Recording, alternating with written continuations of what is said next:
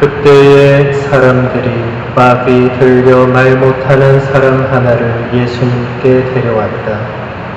마귀가 쫓겨나자 말 못하는 이가 말을 하였다. 그러자 군중은 놀라워하며 이런 일은 이스라엘에서 한 번도 본 적이 없다 하고 말하였다. 그러나 바리사이들은 저 사람은 마귀 우두머리의 힘을 빌려 마귀들을 쫓아낸다 하였다. 예수님께서는 모든 고을과 마을을 두루 다니시면서 회당에서 가르치시고 하늘나라의 복음을 선포하시며 병자와 허약한 이들을 모두 고쳐주셨다.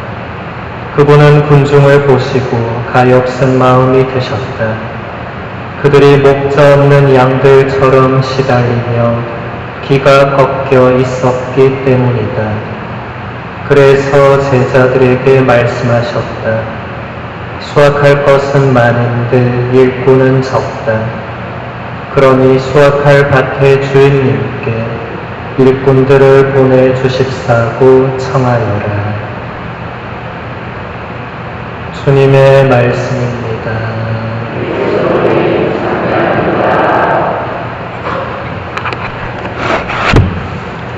참 예수님, 네, 상상내 성당 교우님들 모두 반갑습니다. 네, 아까 소개받은 장재명 신부입니다. 지금 미국 뉴저지 이튼타운 성당에서 교포 사목을 하고 있습니다. 잠시 휴가로 한국에 왔다가 바람이 불어서 전주로 왔습니다. 오늘 오는데 천둥과 번개와 비바람이 정말 몰아쳐서 4시간 동안 운전하는 내내 하느님 살려주십시오 하면서 하느님께서 또 살려주셔서 이렇게 미사를 여러분들과 함께 봉헌하게 되었습니다.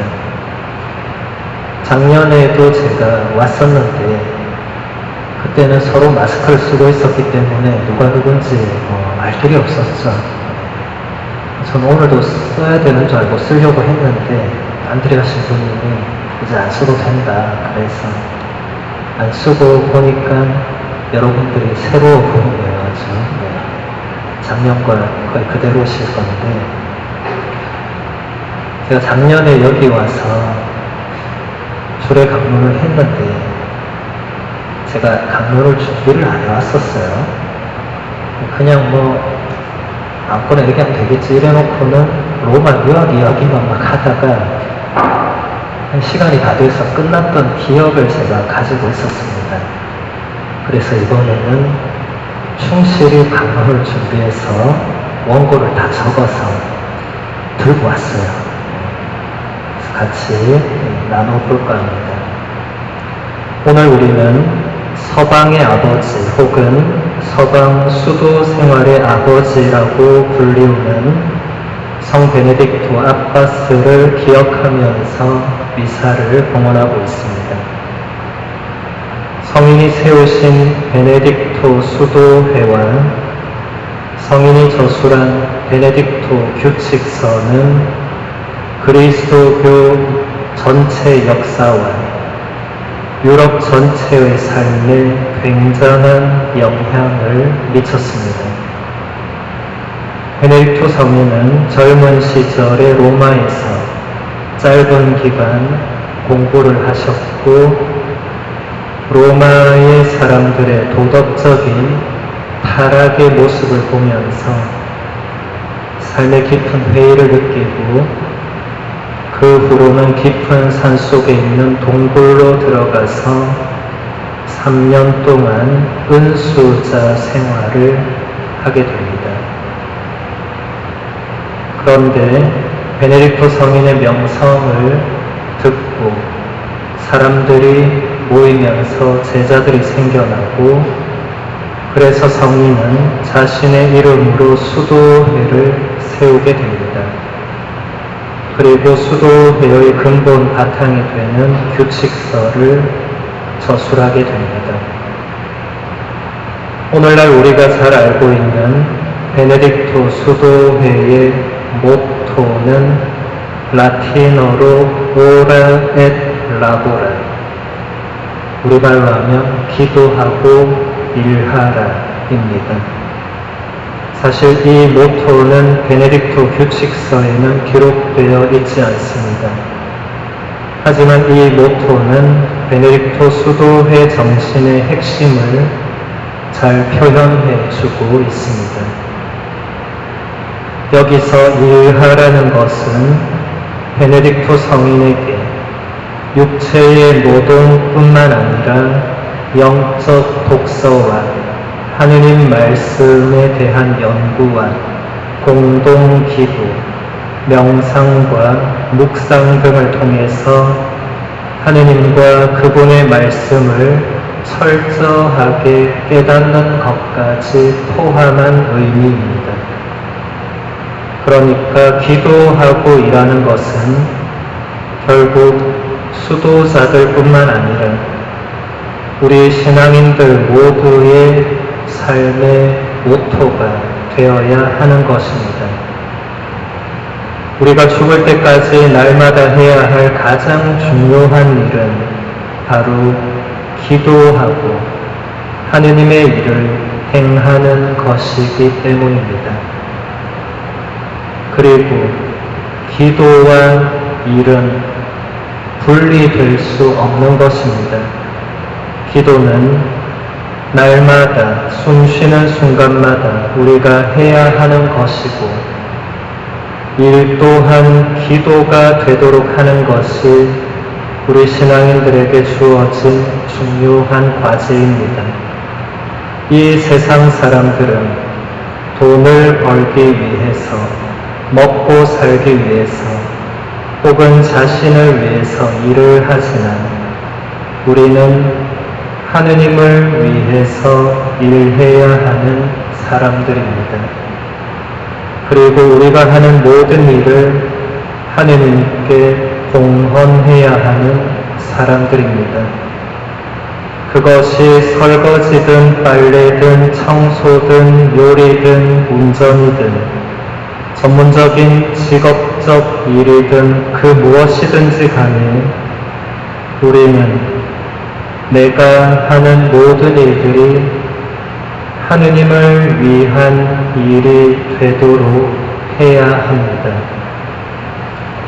그래서 사도 바울은 이렇게 말하고 있습니다.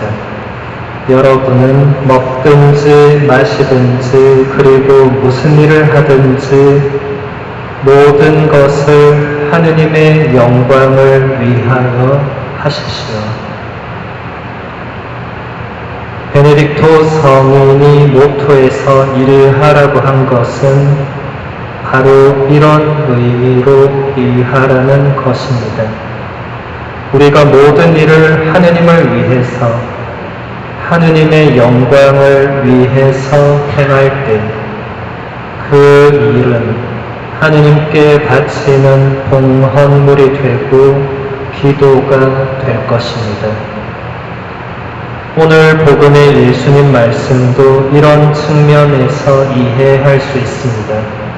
수확할 것은 많은데 일꾼은 적다.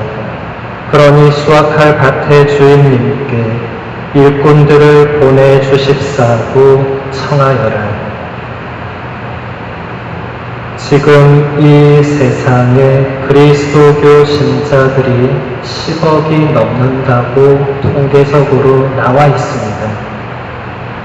이토록 많은 신자가 있는데 일꾼이 적다는 예수님의 말씀을 어떻게 받아들여야 할 것인가? 저에게는 예수님의 이 말씀이 신자들의 숫자는 많을지 몰라도 하느님의 일을 하는 사람은 적다는 의미로 깨달았습니다. 우리 가운데에서 일을 하나도 하지 않고 사는 사람은 아무도 없을 것입니다.